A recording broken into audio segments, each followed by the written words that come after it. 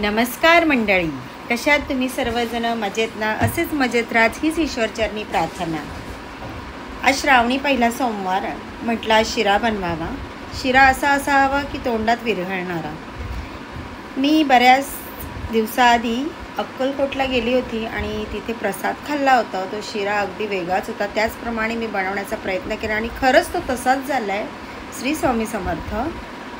पाहू शकता तुम्ही, मी आधी दूध गरम करून घेतले, त्यात साखर ॲड करून आधीच विरघळून घेतलेली आहे. रवा भाजायचा आहे. रवा जराही लाल होऊ द्यायचा नाही आहे, बारीक फ्लेमवरच भाजून घ्यायचं आहे, कमीत कमी 5 ते 7 मिनटं.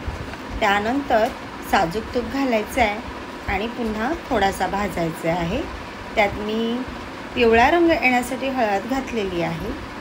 तुम्हाला घालायची असेल तर तुम्ही घालू शकता. त्यानंतर मी दुधामध्ये जी साखर ॲड केली ती आता मी शिऱ्यामध्ये घालत आहे आणि जसं पाणी सुकत आहे तसं आपल्याला व्यवस्थित परतून घ्यायचं आहे. परतून झाल्यानंतर जास्त शिजवायचा नाही आहे. थोडाही शिजत आल्यानंतर त्यात ड्रायफ्रूट्स ॲड करायचे आणि पुन्हा बारीक फ्लेमवर व्यवस्थित मिक्स करून घ्यायचं आहे. जास्तीत जास्त भाजून घेऊ नका. शिरा आपला रेडी झालेला आहे. अगदी तोंडात विरघळणारा, मऊ मऊ असा लागणारा छान असा शिरा.